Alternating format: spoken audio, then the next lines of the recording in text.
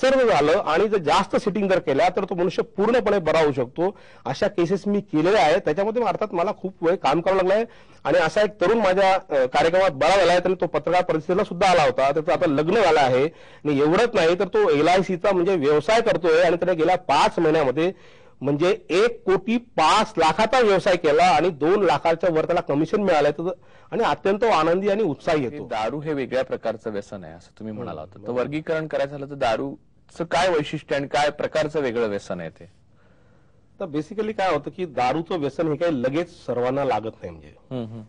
आणि दारूचं ऍडिक्शन होत नाही, दारूचं व्यसन होत नाही, ऍडिक्शन लगेच होत नाही म्हणजे.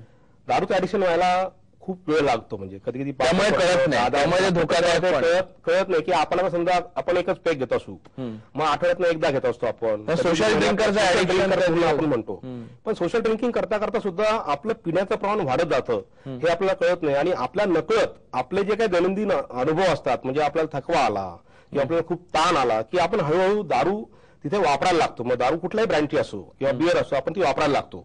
आणि आपलं असं जाणवत नाही की आपण कुठेतरी व्यसनामध्ये गुरफटत चाललेलो आहे असं आपल्याला बिलकुल जाणवत नाही. इव्हन आपण रोज संध्याकाळी जर पित असलो तर आपण असं म्हणतो की माझं ठीक आहे, तर देशपांडे तर बघा ते दुपारी पितात, त्यांना खरा प्रॉब्लेम आहे. देशपांडे म्हणतात माझं ठीक आहे, पण जोशींचे बघा ते सकाळपासून पितात. जोशी म्हणतात ते शेलार ते बघा तो रात्री बाटली घेऊनच झोपलेला असतो. आणि शेलार म्हणतो हे तर आमच्या पूर्वापार चालत आलेलं आहे, माझे वडील सुद्धा दारू पितत होते, दारू पित होते आणि माझ्याकडे एवढा पैसा आहे सगळं काही, दारू प्यायचं नाही तर काय करायचं आणखीन, आणि तो दारू पितच असतो. म्हणजे ह्या सर्व टप्प्यांमधल्या व्यसनी व्यक्तींना असं जाणवतच नाही की आपण काहीतरी प्रॉब्लेम मध्ये आहोत किंवा आपण व्यसनी बनलो आहोत, आपण ऍडिक्ट बनलो आहोत. माझ्याकडे एक बिल्डर आले होते, त्यांची मिसेस ही MA सायकोलॉजी आहे, त्यांना दारू पिणं हा एक त्यांचा प्रश्न आहे हे समजावून सांगण्यासाठी 1 वर्ष लागलं. आणि त्यानंतर त्यांनी मान्य केले की खरोच मला दारूचा काही प्रश्न आहे असं त्यांना 1 वर्ष त्यासाठी लागलं. म्हणजे ऍक्सेप्ट करायला सुद्धा माणसाला खूप वेळ लागतो.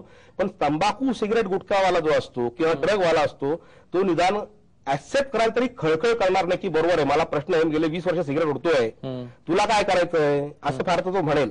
पण तो प्रश्न आहे असं तो मान्य करेल, कारण ते ऍडिक्शन जे असतं ताबडतोब असतं. म्हणजे हा त्याच्यावर फरक आहे. आणि दारूमध्ये काही काही पॅटर्न्स वेगळे असतात. उदाहरणार्थ काही लोक काय असतात की 7 दिवस कंटिन्युअस दारू पितात, मग दारूच पिणार नाही, कारण 7 दिवस कंटिन्युअस दारू इतकी पित असतात की दारू ते पिऊ शकत नाही अशी अवस्था होते, म्हणजे दारू बंद करतात.